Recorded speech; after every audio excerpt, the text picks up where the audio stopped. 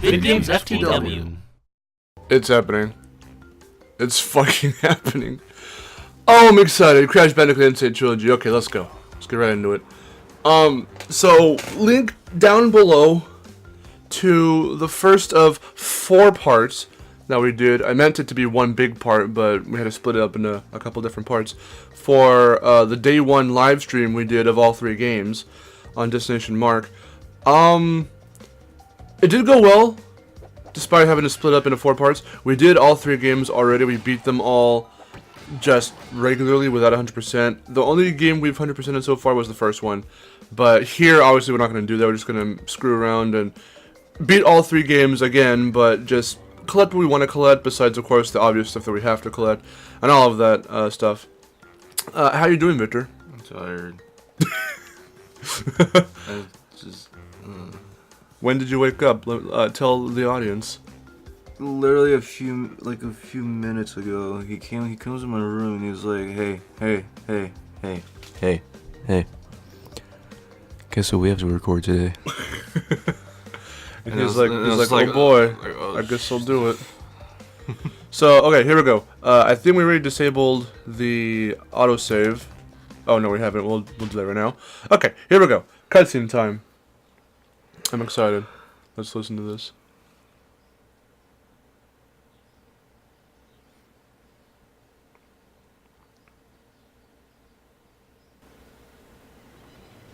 But, Dr. Cortex, we haven't determined the cause of past failures.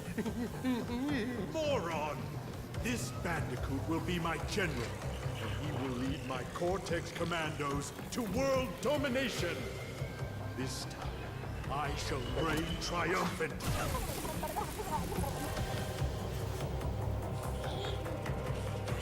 We are closer than ever before. Quickly, into the vortex. Dr. Cortex, the vortex is not ready. We have no idea what it could do.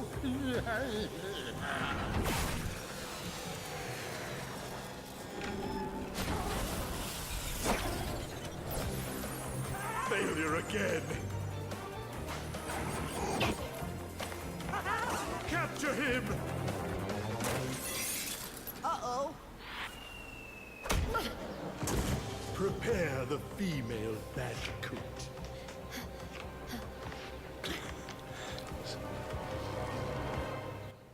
This fucking hair looks like a Reese's peanut butter cup. That's what it's reminding me of. But I fucking love that cutscene. It's so awesome. So for those who don't know, if you're not from Destination Mark, the original games were my first ever games I've played ever. And so to see this, just fucking, oh my god, I love it. I still remember when I was just kind of like, you know what, let me play the, It wasn't in preparation for this. It was, yeah, for me it was preparation for that, but some time ago, I remember... You just played them. I told you, I was like, do you want to watch your brother play Crash? I was like, oh golly jeez, like, I thought you'd never ask. Because I also asked you the same thing about Spyro too. Because the only ones you've ever really played of Crash are like the multiplayer ones, like Team Racing. Yeah. Really, any of the racing games and Bash, the only ones that I've ever really played with you, like all like non-stop. Yeah. Like, those were the ones that we shared together. Well, that and then also like besides SANITY and stuff. Yeah, and Twin. But yeah. like of the original trilogy. Of the actual platforming ones. Yeah. Until I was just like, let me just play them. So I know I said we were gonna get everything, but I do want this gem just because. Well, I mean, it is the easiest gem. Yeah, this is the easiest gem. Well, okay, it's the easiest if you know how to do it, but you should know how to do it because it's simple.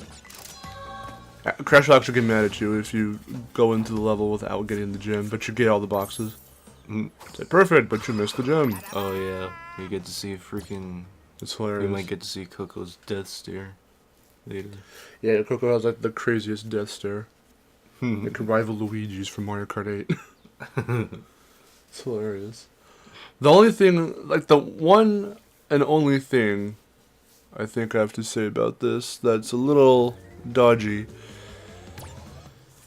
essentially, I know you mentioned the physics off camera at some point, and we even mentioned it in our stream too. But there was no, but that's not actually what I wanted to talk about. The one thing, High Road was like the perfect example. well, we'll get there when we get there. Yeah, jumping is more precise in these games, but it's got a hell of a lot brighter. I wonder if the capture did that too. That'd be funny if it did. The hints, I think. I mean, I know that obviously the new players need them. Yeah. I wish there was like an option to disable them for the vets because we don't need them, obviously. It's not the only issue. Like the only like otherly issue. Of course, this game is pretty glitch filled. Not to like say to insanity levels of glitchiness, but a lot of people have found some day one stuff that is pretty funny. Actually, the reason why we had to even start splitting up our stream into parts is because during part 1, which was going well, mind you, fucking game soft locked itself, meaning essentially we were in Temple Ruins. I died from the bats, but I completed the level at the exact same time. It flung me somehow into the end portal. So the perfect but you missed such and such boxes screen came up, but Crash never appeared because the game was like, well, he died, so we have to restart him at the last checkpoint. But then the game was like, but wait, he beat the level, so what do we do? The game confused itself.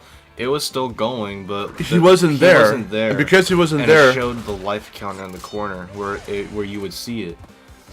And then after that, and it said perfect too. Like you got. I got the gem, but because Crash wasn't there, he couldn't do his animation, and because he couldn't do his animation, the game wouldn't prompt us to be like, you know, hit X to continue. Yeah. So we were soft locked. We were just there. The game didn't crash and freeze up, but it did stop us from continuing.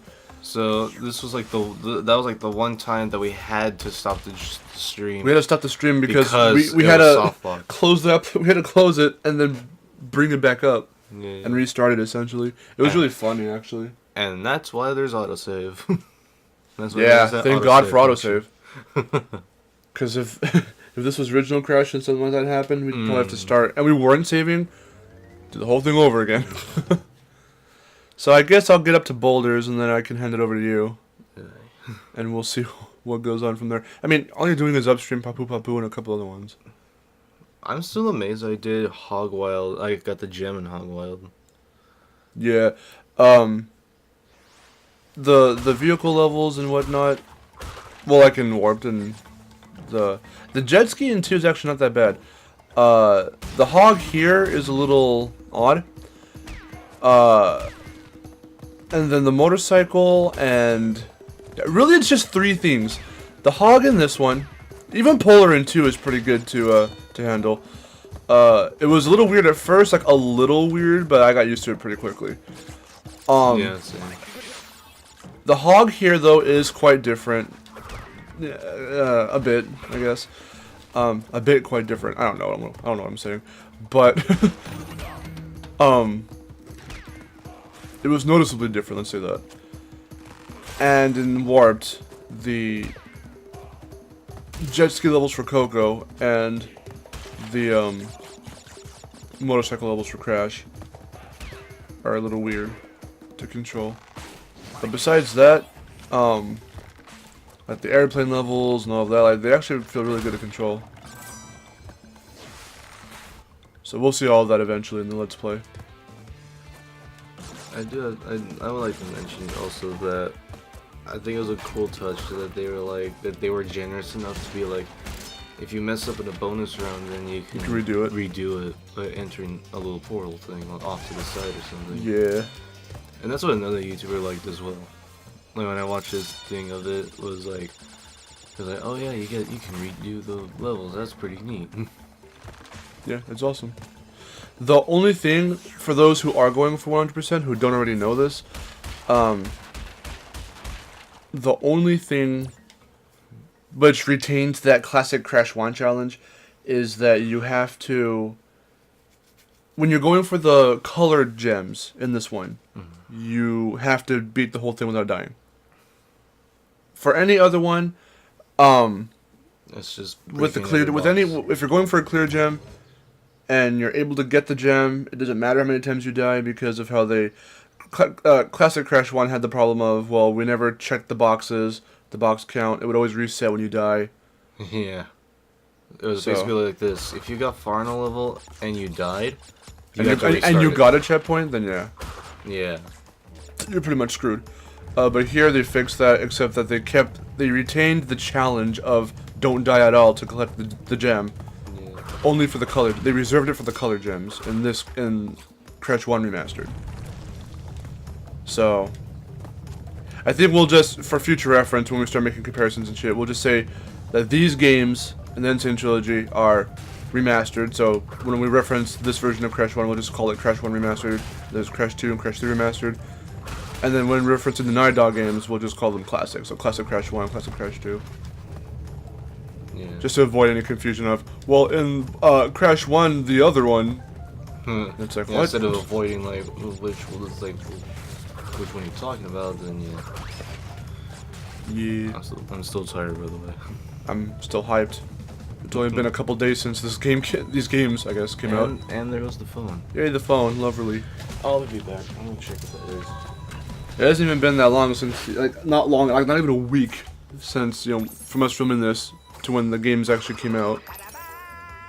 So yeah, it hasn't even been that long from the time of this recording, but we've re-beaten the 3 games, and we've gotten quite a lot of stuff. We're trying to get the trophies as well, so I swear we're platinuming all 3 games. It's not going to be that hard, to be honest, because it just requires you to 100% the games, and we've already done one of them on one of our saves. Actually, after this, we can bring it up so we can actually show proof that we did it. So we'll finish Papu Papu and call it part 1. I guess. We'll let these run a little longer because there's 3 games in one, so we'll try and do everything we can. Kind of like in Breath of the Wild, how there's so much to do, so we let the episodes run for like twice the normal length. So Victor's playing right now. Yeah. So what are your thoughts on the controls? It's alright. I think it's just like it takes getting used to the first time you play this, and that's what it was like. Just doing that, like playing the demo and now playing this. There are certain parts of it that that wasn't good.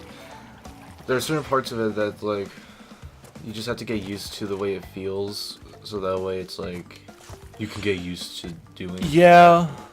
Like, I remember hearing everyone saying, you know, those who played the PSX demo and the PAX demo, they were saying how they couldn't really definitively put a stamp on how they can explain the controls. They couldn't really explain them well enough. But they said that they had their own field. They weren't, the physics and the control schemes weren't accurate. Like, and they can't exactly 100% accurately, you know, nail down the physics. Yeah. So that's why it feels odd, and why fucking stupid reviewers are saying this is too hard. Because trust me, that shit's happening. This trilogy is getting like fucking 6s and 7s because of that shit, and I'm like, okay, you're being a little ridiculous. You're being ridiculous. It's like, just don't even. If you played these games back in the day, you think these are hard now. They made them easier compared to the older games. Where were you then? Saying it was too hard. No, you're getting praise because no games were doing what Crash and Spyro were doing and all of those PS1 games were doing at the time. That's why I favor. I mean, I don't want to get into this and make it a whole. Mario. Marcelo favors Crash 1 over Mario 64. I don't want to make it that, but that's why I prefer Crash 1 over Mario 64, because it looks great for its decade, for its era, for its console. For the time. And it does a lot with little. And Jason and Andy and all of them, like, push the PS1 to its limit. And they nailed it. They got around animating certain things certain ways, especially Crash himself. Like, they've already confirmed time and time again that Crash's design itself is strictly made to push the PS1 to its limit and to get around certain ways of, you know, making the character work on that kind of console. And to help the player too. Like they only gave him gloves so you can actually distinguish his fucking hands and what way he was facing. If you couldn't really see his face too well, that's why they made his eyes really big and cartoonishly large. The spots on his back, so that way you could really more clearly see him. I know what this episode is gonna be called. HD ass crack. No, but I can make that the description. There he is. So that was the easiest boss in the whole game. Despite them giving him 2 extra hit points. Reference to the Japanese version of the original Crash 1. I think it's gonna get progressively faster. Make it like actually a little more challenging, but they kind of really didn't do that. Still funny though. Okay, so we will... Oh, I was gonna just go right on ahead. We'll actually just see Coco real quick. So there's Coco. Oh yeah, you know what else I noticed? Yeah. In the third game, before you like go to Coco and like have her on with you, on the screen, it shows the first island. It shows like images of like the first game and the second game. Yeah. Where it shows the island and then like a level. The warp room from Crash 2. The second warp room from Crash 2, and then another level from Crash 2. I kind of forgot what it was.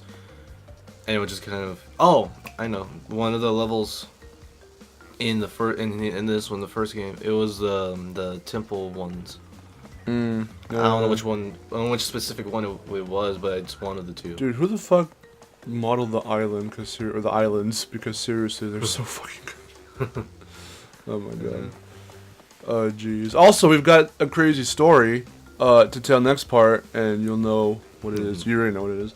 Tune in next time to hear what it is. Yay. Remastered. Yay. You're out of it, aren't you, today? You bet.